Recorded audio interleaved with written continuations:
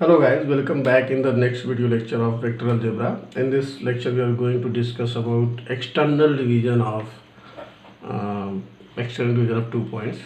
बोल रहे हैं पढ़ते हैं. Let A and B be the 2 points with position vector A and vector B respectively, and let C be a point dividing AB externally in the ratio m:n. Then the position vector of C is given by this. Simple सा concept है. मान लीजिए दो point हैं ए और B, उसको एक point सी externally divide कर रहा है. सी मेरा क्या है, ए बी के बाहर है. बोल रहे हैं कि ये जो ए सी है ना, ये जो डिस्टेंस है वो एम है, और जो बी सी है ये वाला जो डिस्टेंस है वो है एन. ठीक है, तो पोजीशन वेक्टर ऑफ सी जो होगा वो होगा, ठीक है, वो होगा पोजीशन वेक्टर ऑफ सी जो होगा वो होगा एम टाइम एम ए से, तो M times vector B minus N times vector A upon M minus N होगा. यही ये कंसेप्ट बताना चाहते हैं. ठीक है, बेसिकली कुछ नहीं, दो पॉइंट दिए होंगे ए और बी, उसको सी एक्सटर्नली डिवाइड कर रहा है. तो पूछ रहा है कि बताइए जो पॉइंट सी जो एक्सटर्नली डिवाइड कर रहा है उसका पोजीशन वेक्टर क्या है. तो vector C is nothing but vector M B देखेगा, एम देखेगा. इसको याद कैसे रख सकते हैं, एम ए से शुरू होता है ना, तो ए से तो एम बी मतलब दूसरा वाला M B minus N, N B से शुरू होता है तो एन ए. इस पहले वाले को बी से, एन को ए से माइनस करेंगे divide by N minus N. बड़े में से छोटे को माइनस करना है, याद रखिएगा. ठीक है, तो this is how you can remember it. ठीक है, तो एक्सटर्नल डिवीजन का मतलब ये है, इसको प्रूफ करते हैं. ठीक है, प्रूफ. मान लीजिए कि पॉइंट दिया हुआ है ए बी और ये पॉइंट है सी. ठीक है, हमारा ए है, बी है और ये है हमारा सी. इनका पोजीशन वेक्टर ले लेते हैं. जैसे मान लीजिए ये हमारा ए है, तो ये पोजीशन वेक्टर ए है, ये हमारा ओरिजिन ओ है, पोजीशन वेक्टर क्या है बी है, और ये पोजीशन वेक्टर इसका मान लीजिए सी है. तो सी की वैल्यू निकालना है, जबकि दिया हुआ है कि ए से सी का जो डिस्टेंस है वो है एम और बी से सी का जो डिस्टेंस है वो है एन. ठीक है, तो ऊपर साफ साफ दिख रहा है, उसको ऊपर डायग्राम से देखा जा सकता है कि ए सी वेक्टर जो ए सी है लंबाई, जो बी सी की लंबाई है बी से सी की इक्वल टू है क्या चीज़, एम बाई एन. ये चीज़ तो देखा जा सकता है. ठीक है, तो इससे हम लिख सकते हैं N times A C equal to M times B C. ठीक है, अब जो ए सी है इसको हम लिख सकते हैं, ए सी जो वेक्टर है उसको position vector of C minus position vector of A, यानी कि सी माइनस वेक्टर ए लिख सकते हैं. इधर लिखिए, ये एम है, इसको मैं क्या लिख सकता हूँ, vector C minus vector B लिख सकता हूँ. ठीक है, अभी इधर देखिएगा, तो ये क्या हो जाएगा, N C minus N vector A equal to M C minus M vector B. ये माइनस वाला इधर और ये माइनस वाला इधर. ठीक है, तो सॉरी ये सी वाले को एक तरफ करेंगे, एम जो ए बी वाला है एक तरफ करेंगे. ये एम इधर आएगा तो क्या आ जाएगा, M vector B minus N vector A equal to ये उधर जाएगा तो M vector C minus N vector C. ठीक है, तो इसको इस साइड ले लेते हैं, तो यहाँ से वेक्टर सी कॉमन ले लेंगे, तो क्या हो जाएगा, M minus N equal to ऊपर क्या है M vector B minus N vector A. तो वेक्टर सी इक्वल टू क्या लिख सकते हैं अपन, M vector B minus N vector A upon M minus N. ठीक है, तो ये हमारा एक्सटर्नल डिवीजन का प्रूफ हो गया. सिंपल सा प्रूफ है, समझ आ रहा है. सिंपल सा कंसेप्ट भी, उससे कोई लेना नहीं है. क्या है कि ए बी है, एक्सटर्नली सी से डिवाइड कर रहा है, तो अपन बस एम एन है तो या तो M into B minus N into A upon M minus N करेंगे, हमारा वेक्टर पोजीशन मतलब इसका पोजीशन वेक्टर निकल के आ जाएगा. ठीक है, तो बस सिंपल सा है. आगे बढ़ते हैं. अब ये जो है ना, ये बड़ा इंपॉर्टेंट कंसेप्ट है. ठीक है, बट इसके जो प्रूफ्स है ना, ये सब कोऑर्डिनेट में आप ऑलरेडी पढ़ चुके होंगे, तो इसीलिए मैं इसके प्रूफ पे बहुत ज़्यादा फोकस नहीं करूँगा. बट मैं अपने काम की चीज़ें ना, छोटी छोटी जो चीज़ है ना, मैं उसे बताते चलूँगा. ठीक है, पहला बात करते हैं. ठीक है, in triangle A B C having vertices A B C. बोल रहा है कि मान लीजिए एक ट्राइंगल है, ये हमारा ट्राइंगल है. ठीक है, ठीक है, जिसके वर्टाइसेस है मान लीजिए ए है, बी है और सी है, ठीक है, जिसका पोजीशन वेक्टर दिया है वेक्टर ए, वेक्टर बी और वेक्टर सी, ये पोजीशन वेक्टर्स है। ठीक है, तो बोल रहा है position vector of centroid A, centroid को जी से दिखाते हैं, सेंट्रॉइड को किसे दिखाते हैं, जी से, तो जी इक्वल टू क्या होगा। तो पहले तो मैं ये बता देना चाहता हूँ कि सेंट्रॉइड होता क्या है। ठीक है, तो सेंट्रॉइड होता क्या, जैसे मान लीजिए ट्राइंगल है, ठीक है, तो इस ट्राइंगल के अगर मैं तीनों साइड का मिड पॉइंट ले लूँ, तीनों साइड का मिड पॉइंट, और इस पॉइंट से तीनों साइड का अपोजिट साइड के मिड पॉइंट से मिला दूँ, इसको इससे मिला दूँ, इसको इससे मिला दूँ, मैं बोलना ही चाहता हूँ ये इक्वल टू ये है, ठीक है, ये इक्वल टू ये है और ये इक्वल टू ये है। तो जब इन सब के मतलब सारे, जैसे इस एंगल को इसके अपोजिट साइड के, ये ए है मान लीजिए, बी है और सी है, सबको मिलाएंगे तो तीनों जो है ना, तीनों जो मीडियन होते हैं ना, इसको मीडियन बोलते हैं, मिड पॉइंट बोलते हैं, तो तीनों जो मीडियन होते हैं कॉमन पॉइंट जाते हैं, कॉन्ग्रुएंट पॉइंट जाते हैं, इसको हम बोल देते हैं सेंट्रॉइड। क्या बोलते हैं, सेंट्रॉइड। इसको हम रिप्रेजेंट करते हैं जी से। ठीक है, तो इस जी का जो पोजीशन वेक्टर होता है वो होता है position vector of A B C upon 3, मतलब तीनों का पोजीशन वेक्टर जो है ना, उनको जोड़ के डिवाइड बाई 3 करेंगे तो मुझे पोजीशन वेक्टर ऑफ सेंट्रॉइड मिल जाएगा। समझ में आ रहा है, ये इंपॉर्टेंट पॉइंट है, याद रखना है। और ये भी याद रखना है, ध्यान से देखिएगा, ये एकदम याद रखना है। देखिएगा इसमें 2 पॉइंट याद रखना है, ठीक है, एक तो फॉर्मूला और दूसरा ये है कि जो ये जी है ना, जी है वो इस जो मीडियन है ना, मीडियन को 2:1 के रेशियो में डिवाइड करता है, मतलब सारे मीडियन को। जैसे अगर ये भी मीडियन है तो इसको भी 2:1 के रेशियो में डिवाइड करेगा, ये भी मीडियन है तो इसको भी 2:1 के रेशियो में डिवाइड करेगा। ठीक है, ये याद रखना है, आगे नोट में लिखा होगा, बट ये हमेशा याद रखना है कि जो सेंट्रॉइड है वो इस जो मीडियन होता है उसको 2:1 के रेशियो में डिवाइड करता है। ठीक है, ये बहुत इंपॉर्टेंट पॉइंट है और इसके बेस पर ना बहुत सारे क्वेश्चन IIT में पूछे गए हैं, तो इसलिए आप इस सबको बहुत अच्छे से याद रखें। ठीक है, अब ये याद रखेंगे तो बहुत सारे प्रॉब्लम आराम से सॉल्व हो जाएंगे। ठीक है, आगे बढ़ते हैं। अगला है पोजीशन वेक्टर ऑफ इनसेंटर। अब इनसेंटर होता क्या है, पहले इनसेंटर होता क्या है उसको हम बात कर लेते हैं। उसके बाद देखो जो फॉर्मूले दिए हुए ना उसका प्रूफ मैं नहीं दूंगा, ठीक है, क्योंकि उसका प्रूफ बड़े हैं, लंबे, और उसका महत्व यहाँ है नहीं। मुझे क्योंकि वो कोऑर्डिनेट का टॉपिक है और मुझे लगता है आपने कोऑर्डिनेट उसे अच्छे से पढ़ा होगा। ठीक है, ABC, ध्यान दीजिएगा। तो इन सेंटर का क्या होता है, इन सेंटर का हम क्या करते हैं कि जो ये एंगल होते हैं ना, इस एंगल को, इस एंगल का बाइसेक्टर निकालते हैं। जैसे ये जो एंगल है इसका, इस एंगल का बाइसेक्टर निकालेंगे, मतलब ये और ये बराबर है। ठीक है, इस एंगल का बाइसेक्टर निकालिए तो जो पॉइंट जाता है, और इस एंगल का बाइसेक्टर निकालेंगे तो जो पॉइंट से जाएगा, ठीक है, मतलब ये बराबर है, ये बराबर है। ठीक है, तो ये जो तीनों एंगल के जो बाइसेक्टर्स होंगे वो जो जिस पॉइंट से जाएंगे, अब तीनों एक ही पॉइंट से जाएंगे, इसी को हम बोलते हैं इन सेंटर बोलते हैं। समझ में आ रहा है। अब इन सेंटर का महत्व क्या होता है, तो इन सेंटर से मैं एक स्केलर, एक सर्कल ड्रा कर दूंगा जिसको इन सर्कल बोलते हैं। क्या बोलते हैं, इन सर्कल। और इन सर्कल की खास बात क्या होती है कि ये तीनों साइड को टच करते हुए जाता है, और ये मतलब सर्कल के अंदर ही होता है। ठीक है, सर्कल के बाहर नहीं जाता है। ठीक है, तो ये इन सेंटर से मदद से मैं एक सर्कल ड्रा करता हूँ जो कि इन सर्कल होता है। ठीक है, और जैसे कि ये सेंट्रॉइड पॉइंट का एक महत्व था कि ये मीडियन को 2:1 के रेशियो में डिवाइड करता है, वैसे इन सेंटर का एक महत्व ये है कि ये इस ट्राइंगल के अंदर का एकमात्र पॉइंट है जिससे तीनों साइड का जो डिस्टेंस होता है ना वो बराबर होता है, मतलब इक्वी डिस्टेंस पॉइंट है। मतलब समझ रहे हैं ना, मिनिमम डिस्टेंस। जैसे इस पॉइंट से अगर मैं 90 डिग्री डालूंगा तो ये, इस पॉइंट से 90 डिग्री डालूंगा तो ये, इस पॉइंट से 90 डिग्री डालूंगा तो ये जो 90 डिग्री पड़ेगा ना, ये जो तीनों साइड, तीनों इस पर जो 90 डिग्री पड़ रहा है तीनों इसमें, वो जो लेंथ आएगा ना इसका, ये R1, ये भी R1, ये भी R1, ये सब तीनों क्या होंगे, सेम होंगे। समझ में आ रहा है, मतलब वो बिल्कुल भी अलग है, क्योंकि ये तीनों जो साइड को टच करेगा जो ना, तीनों का क्या रेडियस होगा वो। समझ में आ रहा है, मतलब ऐसे भी क्वेश्चन पूछा जा सकता है कि मान लीजिए एक बोया का ट्राइंगल देगा, उसका ABC तीनों का पोजीशन वेक्टर दे दिया। अब आपसे पूछ रहा है कि इस ट्राइंगल के अंदर एक पॉइंट का पोजीशन वेक्टर फाइंड कीजिए जो कि तीनों साइड से इक्वी डिस्टेंस हो।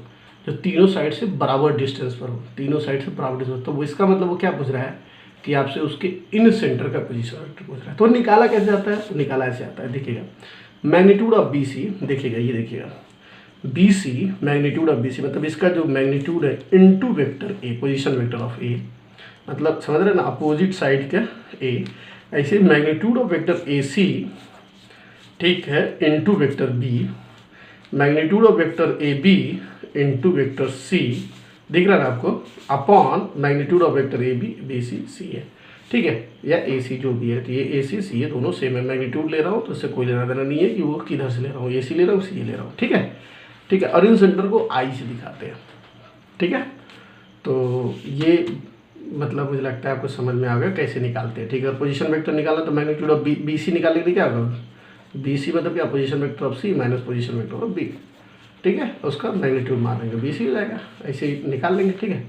अगला देखते हैं, position vector of ortho centre. अब आर्थो सेंटर होता क्या है? तो पहले आर्थो सेंटर होता क्या है, जैसे सपोज मान लीजिए कि जैसे मान लीजिए एक ट्राइंगल है, ठीक है, ये एक ट्राइंगल है, ठीक है।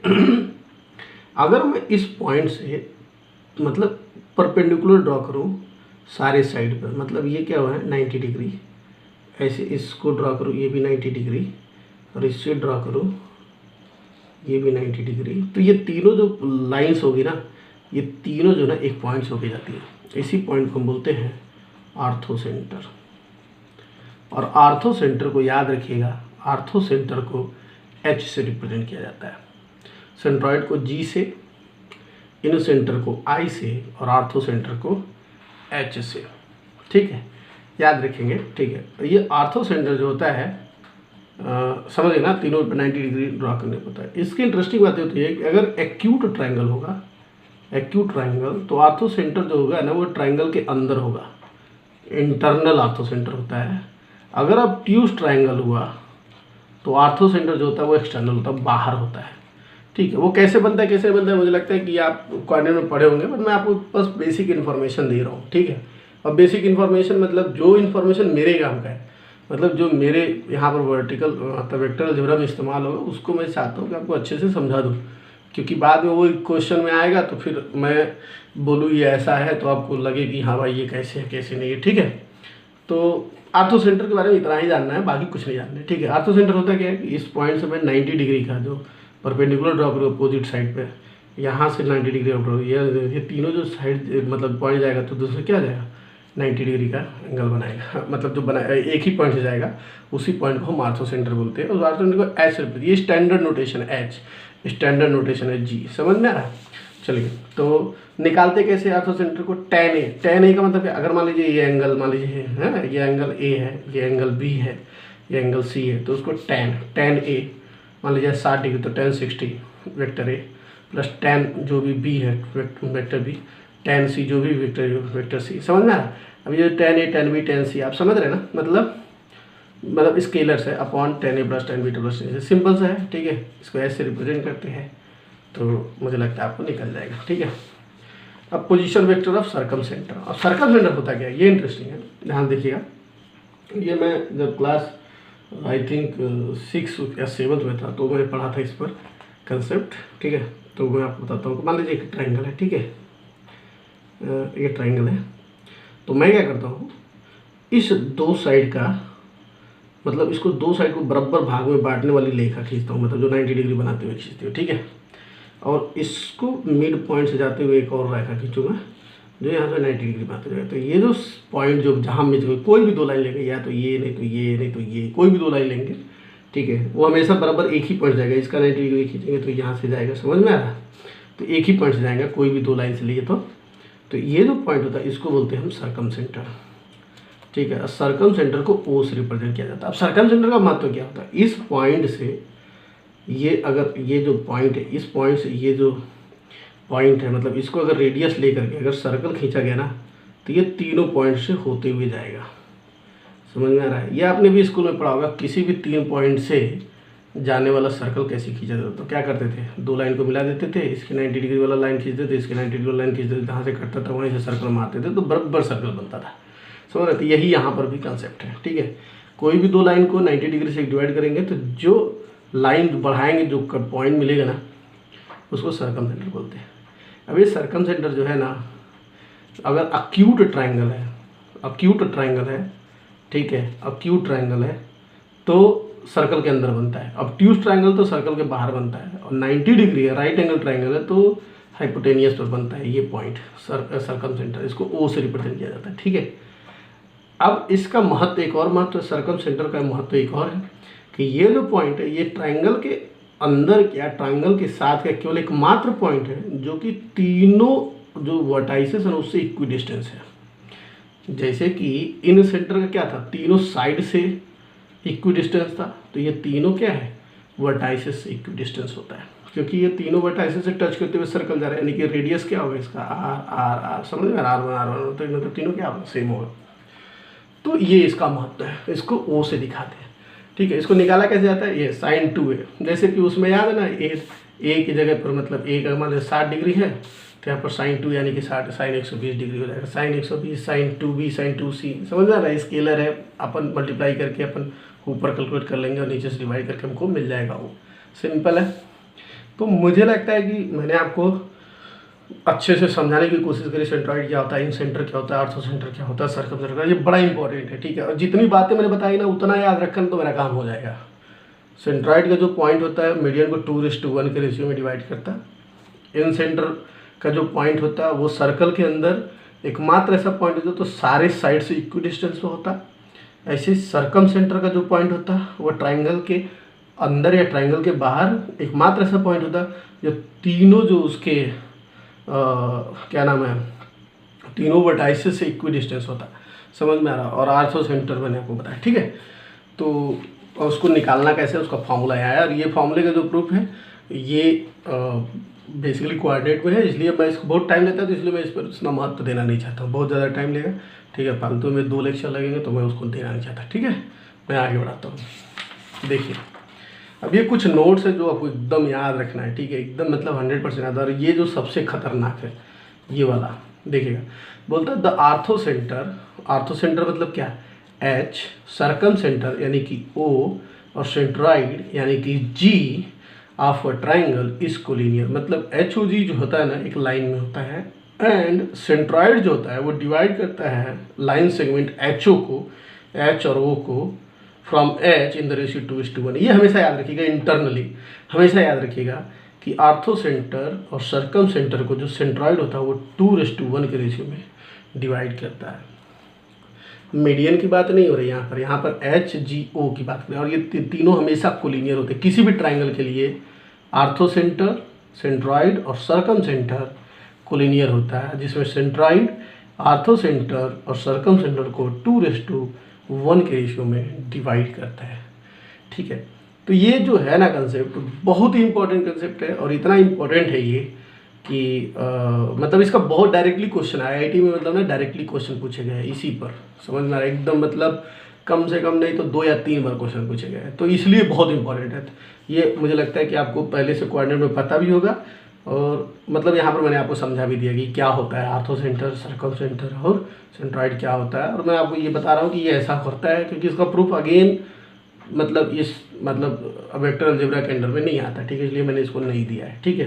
क्योंकि आपको समझना पड़ेगा कि मतलब आर्थो सेंटर कैसे आता है, सर्कम सेंटर कैसे आता है, then you can prove it, ठीक है। मतलब देखिए HG/GO = 2:1, समझ में आ रहा, ठीक है। अब अगला नोट देते हैं, centroid divides each median in the ratio of 2:1, मतलब कोई भी मीडियन को 2:1 के रेशियो में डिवाइड करता है। ये तो मैं पहले ही बता चुका हूँ, समझ में आ रहा है। चलिए देखिएगा, incentre is the one point in the triangle that is equidistant from all sides of the triangle, मतलब वो सारे के सारे साइड से इक्वी डिस्टेंस होता है, कौन सा, इन सेंटर। ये वाला नोट 5 लिख लीजिए।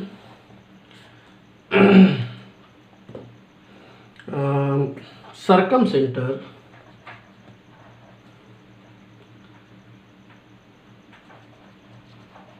is the one point in the triangle that is equidistance from all vertices of the triangle. समझ में आ रहा? मतलब जो सर्कम सेंटर रहता है कि वो एक पॉइंट है जो सारे वर्टाइसेस से इक्विडिस्टेंस होता है। समझ में आ रहा? तो मुझे लगता है ये पूरे समझ में आ गया। एक चीज़ और था, एक नोट और था जो कि मैं बताना चाहता था, लेकिन मैंने यहाँ पर लिखा नहीं है, इसलिए मैं अभी नोट नंबर 6 बता देता हूँ। जैसे सपोज मैं कहानी बताना चाहता हूँ। जैसे सपोज मान लीजिए एक क्वेश्चन के बारे में है। सपोज मान लीजिए एक क्वेश्चन दिया है जिसमें दिया है, ध्यान से देखिएगा मैं क्या क्या दिया हुआ है। एक पॉइंट ए गिवन है जिसका पोजीशन वेक्टर ए दिया हुआ है, समझ में आ रहा? एक पॉइंट बी गिवन है जिसका पोजीशन वेक्टर पी दिया हुआ है, एक पॉइंट सी किया है जिसका पोजीशन वेक्टर सी दिया है, और ये तीनों दिया हुआ है और बोल रहा है कि सी डिवाइड्स ए बी, ये भी दिया हुआ है। ठीक है, पूछ रहा है कि what ratio it divides A B. मतलब जो सी है ए बी को डिवाइड करता है, बट किस रेशियो में डिवाइड करता है। और ये भी पूछ रहा है कि वो इंटरनली डिवाइड करता है एक्सटर्नली, मतलब इंटरनली भी पूछ रहा है और एक्सटर्नली, मतलब वो नहीं जानता है कि इंटरनली डिवाइड कर रहा है कि एक्सटर्नली डिवाइड कर रहा है। वो आपसे पूछ रहा है कि बताइए, जैसे क्वेश्चन क्या है, एक ए दिया है, एक पॉइंट जिसका पोजीशन वेक्टर दिया है, बी दिया है जिसका भी पोजीशन वेक्टर दिया है, और सी दिया है जिसका पोजीशन वेक्टर दिया है, और बोल रहा है कि जो सी है वो ए बी को डिवाइड करता है। और आपसे पूछ रहा है कि बताइए रेशियो, किस रेशियो में वो ए बी को डिवाइड करता है, और वो इंटरनली डिवाइड कर रहा है एक्सटर्नली डिवाइड कर रहा है, ये पूछ रहा है आपसे। समझ में आ रहा है? तो करना क्या होता है इस क्वेश्चन को सॉल्व करने के लिए, जैसे कि आप समझते हैं कि मैं इसे m और n मान के सॉल्व कर सकता हूँ, बट दिक्कत क्या है, m और n मानूंगा ना तो दो वेरिएबल हो जाएगा, आप दोनों वेरिएबल की वैल्यू निकालने के लिए ना डिफिकल्ट जाएगा। इसीलिए मैं m n ना मानते हुए मैं इसे λ/1 मान के सॉल्व करता हूँ। ठीक है, क्या मान के सॉल्व करता हूँ, λ/1। ठीक है, अब λ/1 जब मान के सॉल्व करूँगा तो लैम्डा एक कांस्टेंट है और एक ही इक्वेशन बनेगा। ठीक है, जो कि हमारा c = lambda time vector b plus vector a upon λ+a, λ+1। दिख रहा है आपको? केवल एक इक्वेशन बना और कांस्टेंट में क्या है, लैम्डा। तो यहाँ पर हमें लैम्डा की वैल्यू यहाँ से मेरे को मिल जाएगी। ठीक है, अगर लैम्डा की वैल्यू मिल जाती है तो मैं देखता हूँ, अगर लैम्डा जो मेरा है, ध्यान से सुनिएगा, अगर पॉजिटिव आता है इसका मतलब होता है C divides A B internally. समझिएगा, ठीक है। अगर ये निगेटिव आता है इसका मतलब C divides A B externally. समझ में आ रहा है मैं कहना क्या चाहता हूँ? कि जब भी आपसे कोई बोले कि कोई पॉइंट जो है ए बी को डिवाइड करता है और पूछता है कि किस रेशियो में डिवाइड करता है और क्या वो इंटरनली एक्सटर्नली कैसे डिवाइड करता है, तो हम सबसे पहले जो रेशियो होता है उसे λ/1 ले लेते हैं। ठीक है, तो λ/1 लेकर के एक इक्वेशन जो बनता है उसे बना लेंगे। और चूंकि एक वेरिएबल है और बाकी देखिए सी भी नोन है, बी भी नोन है, ए भी नोन है, सब नोन है, केवल लैम्डा बस अननोन है, तो यहाँ से मुझे लैम्डा की वैल्यू मिल जाती है। अब लैम्डा की वैल्यू जैसे मिलती है मुझे, वैसे मुझे पता चल जाएगा कि अगर लैम्डा पॉजिटिव है तो क्या हो जाएगा, इंटरनली, लैम्डा निगेटिव है तो एक्सटर्नली। अब लैम्डा की वैल्यू क्या है, लैम्डा की वैल्यू अगर 2 आ गया, अगर लैम्डा = 2 आ गया तो हमारा रेशियो क्या होगा, 2:1 हो गया। अगर लैम्डा की वैल्यू अगर मान लीजिए 5/3 आ गया, इसका मतलब जो रेशियो हो 5:3 हो गया, क्योंकि सीधी सी बात है ना, लैम्डा को 5 तो 5 यहाँ 3 यहाँ। समझ में आ रहा? तो कहानी ये है, समझ रहे? लैम्डा = अगर मान लीजिए -3/4 हो गया तो इसका मतलब क्या है, 3:4 के रेशियो में एक्सटर्नली डिवाइड कर रहा है। समझ में आ रहा है? तो ये आपको समझना है चीज़ों को, ये बड़ा इंपॉर्टेंट पॉइंट है। समझ में आ रहा है? ये इस पर गारंटी से क्वेश्चन आते हैं। ठीक है, गारंटी से पूछा जाता है इंटरनली डिवाइड करता है, एक्सटर्नली डिवाइड कर रहा है।